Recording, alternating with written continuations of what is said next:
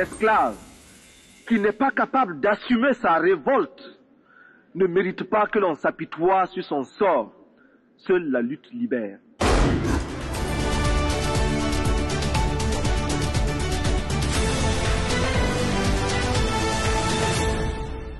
Bonjour, nous allons continuer d'exposer les solutions salvatrices de l'Afrique, c'est-à-dire les solutions qui peuvent sauver l'Afrique.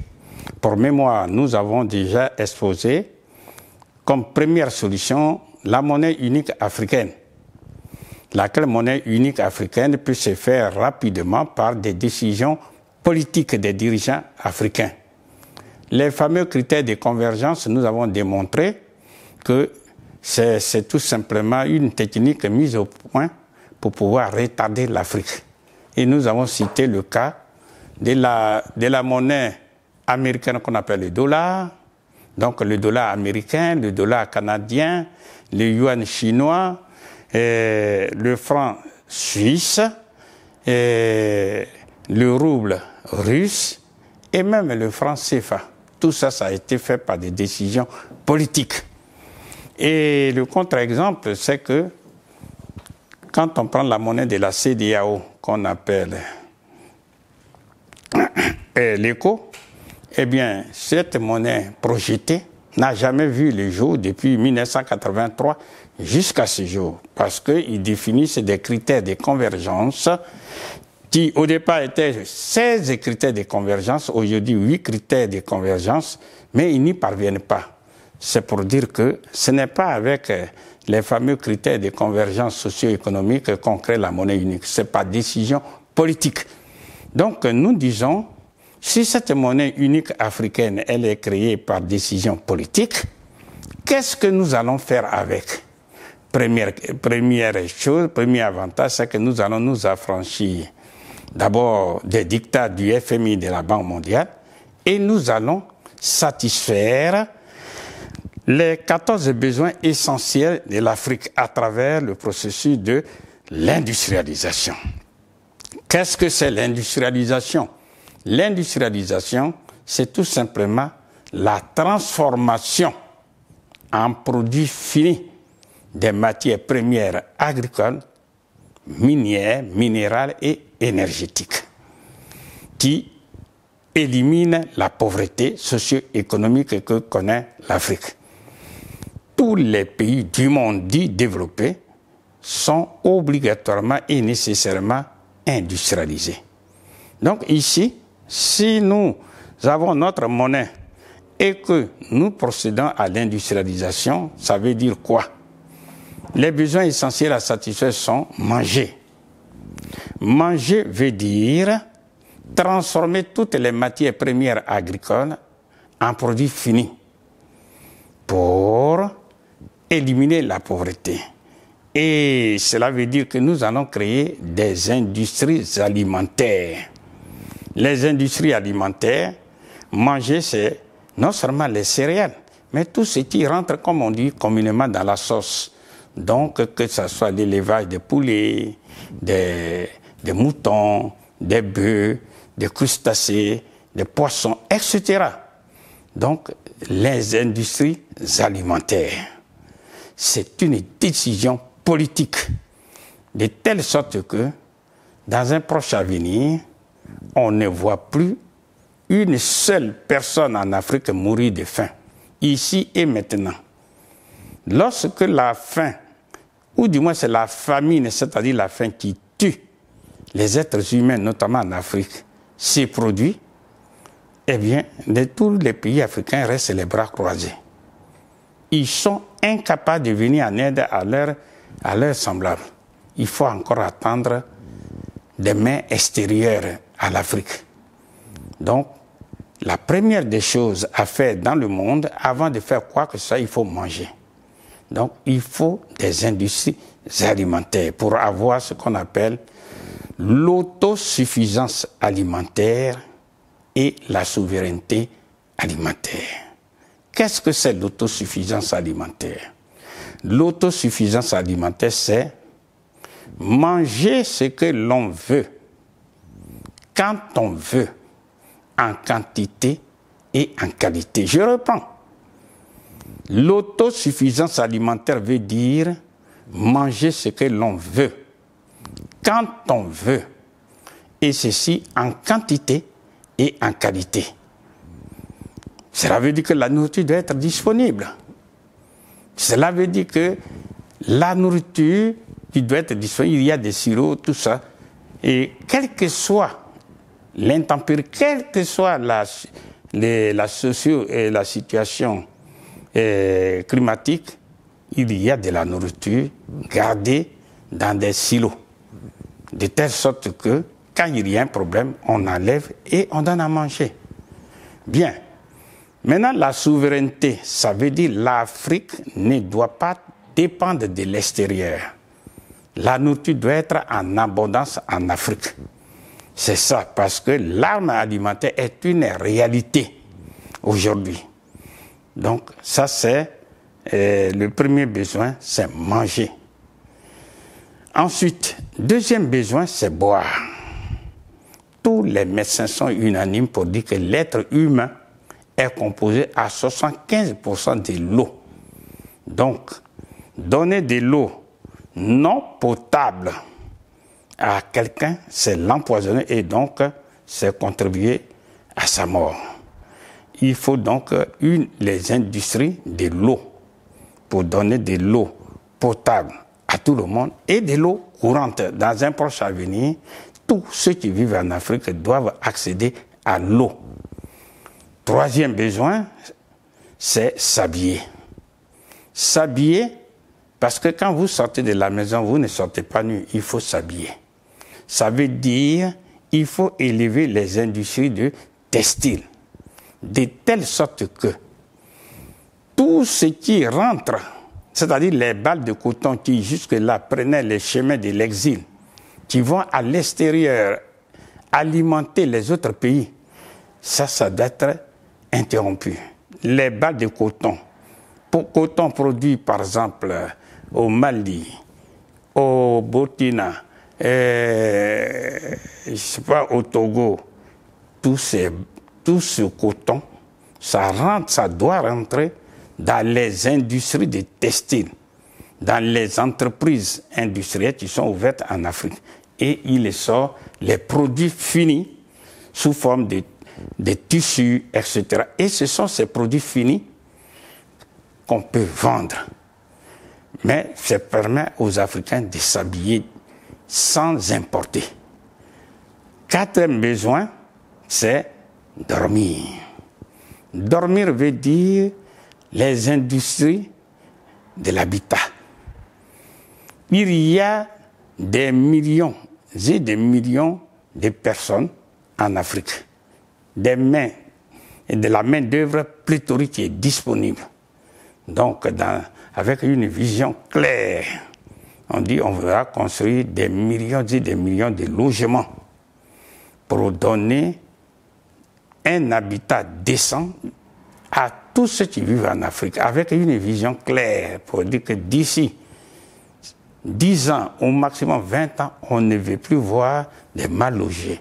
On ne veut plus voir des taudis en Afrique. Est-ce que c'est possible? Oui, c'est possible.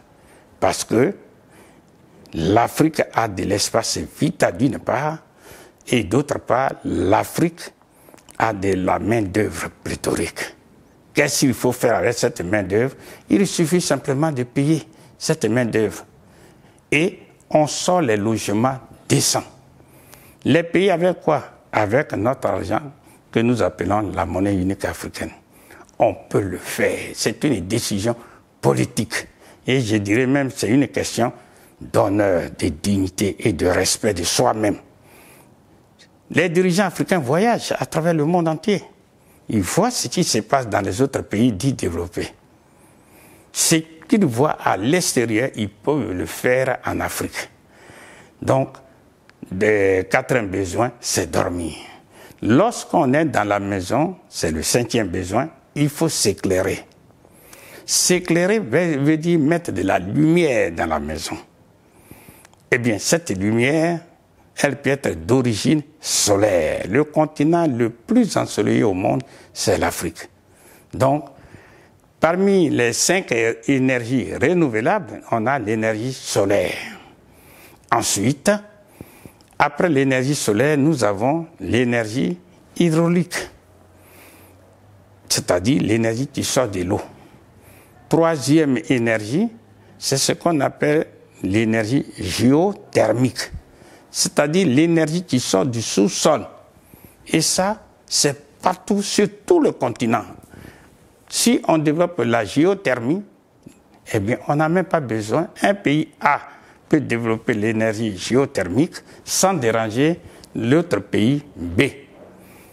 Après, on a l'énergie de la biomasse et l'énergie éolienne. Est-ce que techniquement c'est possible? Oui, c'est possible. C'est une question d'orientation politique, c'est une décision politique et surtout un éveil de conscience des dirigeants africains. Donc on peut éclairer, mettre de la lumière partout, non seulement en ville, mais dans la campagne. Parce que l'exode rural auquel nous assistons de façon désordonnée, c'est que les gens sont attirés par la lumière qui se trouve dans les villes. Et on abandonne malheureusement les campagnes. Tout ça, on doit mettre fin à ça en démocratisant la consommation de l'énergie. Ensuite, le 6e besoin, c'est celui qu'on appelle se déplacer. Se déplacer veut dire utiliser les véhicules individuels et collectifs, et surtout collectifs, en Afrique. Faire en sorte que tous ceux qui se déplacent dans les véhicules collectifs puissent être à l'aise et non pas être entassés les uns sur les autres comme des sardines dans une boîte. Il faut simplement favoriser la production des véhicules collectifs et aussi individuels. Et ça, est-ce que c'est possible? Oui, c'est possible. Parce que tout simplement, c'est une décision politique. Alors, le 7e besoin, on se déplace sur des routes. Les routes qui ont été faites à l'époque coloniale, eh bien, elles sont dépassées. Il faut maintenant construire des routes. Est-ce que c'est possible? Oui, puisque la main-d'œuvre, elle est pléthorique. Donc, on peut construire des routes pour désenclaver les villes, les campagnes, et puis connecter les pays, faire en sorte que tous les pays d'Afrique communiquent entre eux. Mais il ne s'agit pas seulement des routes sur la route. Enfin, quand je dis les routes, ce n'est pas seulement par terre, mais aussi par mer, par fleuve et surtout de façon aérienne. Hier, on avait Air Afrique. À cause de la mauvaise gestion, eh bien, ils ont détruit Air Afrique. Mais aujourd'hui, les Africains continuent toujours de voyager. Mais qui paye le plus cher? Ce sont les populations africaines. Donc, il y a une nécessité absolue de mettre en commun les efforts, mutualiser les efforts et sortir les grands moyens de transport aérien pour que les Africains soient à l'aise. Ensuite, il faut s'éduquer. L'éducation nationale, c'est-à-dire la base même du développement de tout pays, c'est l'éducation nationale. Ça veut dire, eh bien, sur les bâtiments qui ont été construits initialement, on peut construire des centres. On peut construire ce qu'on appelle des écoles dans l'enseignement primaire, secondaire et supérieur. Et surtout dans l'enseignement secondaire, faire en sorte que les enfants soient bien encadrés, donc y mettre les internats. Faire en sorte qu'il n'y ait pas plus de 30 élèves par classe. Développer surtout l'enseignement professionnel, lequel enseignement professionnel va permettre à tous ceux qui sortent de trouver tout de suite un emploi. Ils soient utiles à l'Afrique et non pas un système d'enseignement qui produit des chômeurs, comme ça se voit aujourd'hui. L'éducation doit permettre de produire des cerveaux. Par exemple, comme nous parlons de l'industrialisation. Aujourd'hui, l'Afrique importe du personnel pour pouvoir exploiter l'or, le diamant, le pétrole, etc. Mais ça fait plus de 60 ans que nous sommes indépendants. Pour former un ingénieur, eh bien, il faut 5 ans au maximum.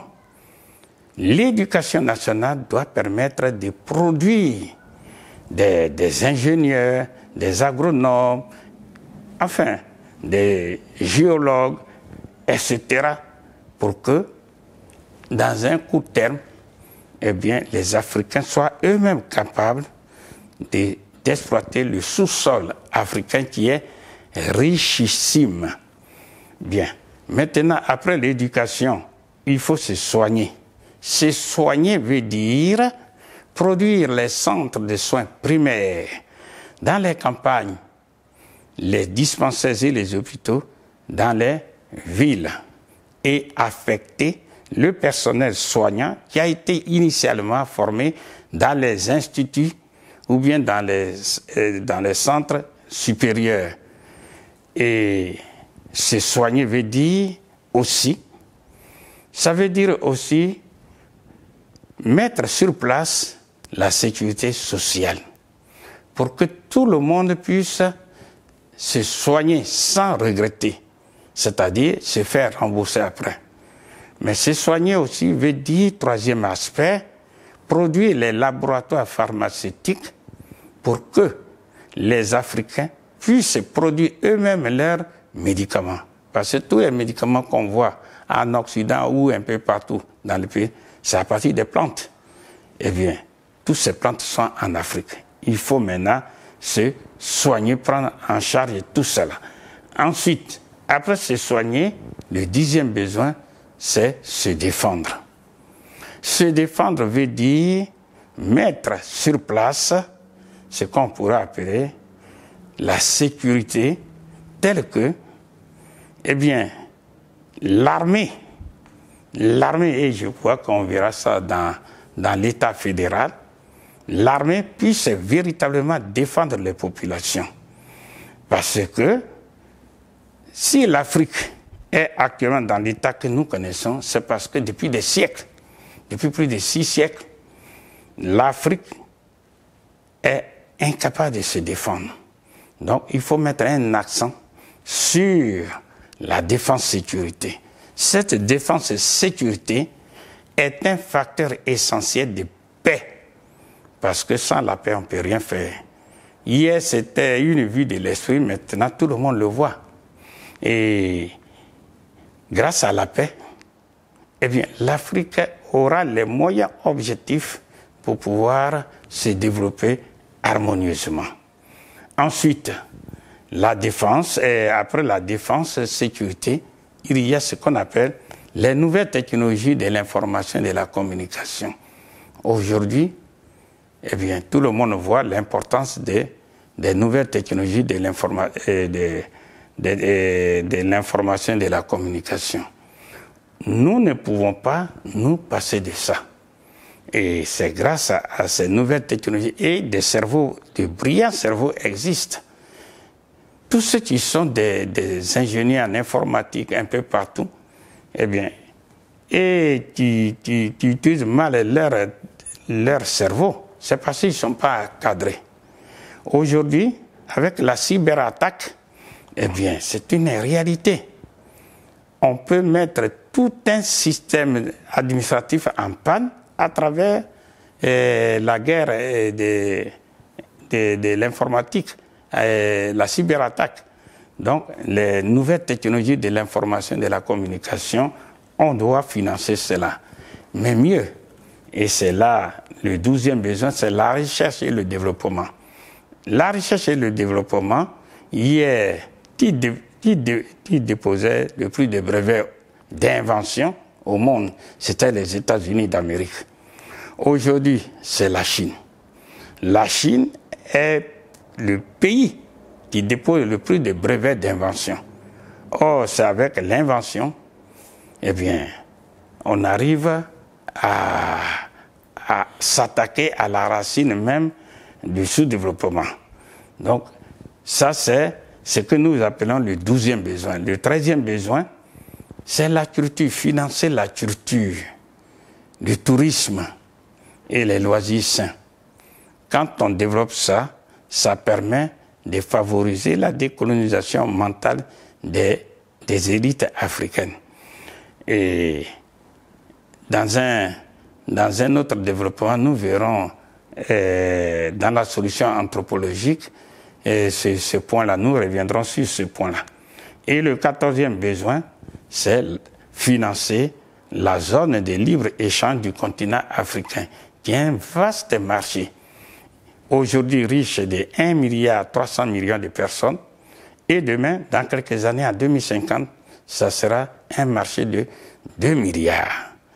Eh bien, l'Afrique aura le marché le plus vaste au monde. Ce qui veut dire que si on transforme toutes ces matières premières en des produits finis, eh bien, il y a la place pour tout le monde. Et l'Afrique, avec son vaste marché, à la limite même, n'aura même pas besoin des autres pays du monde. Ce sont des autres pays du monde qui viendront s'incliner devant l'Afrique parce que c'est un marché très vaste, le plus vaste marché du monde. Et ça, après avoir financé les 14 besoins que nous venons de citer, nous allons financer l'État fédéral africain, sinon les États-Unis d'Afrique. L'esclave qui n'est pas capable d'assumer sa révolte ne mérite pas que l'on s'apitoie sur son sort. Seule la lutte libère.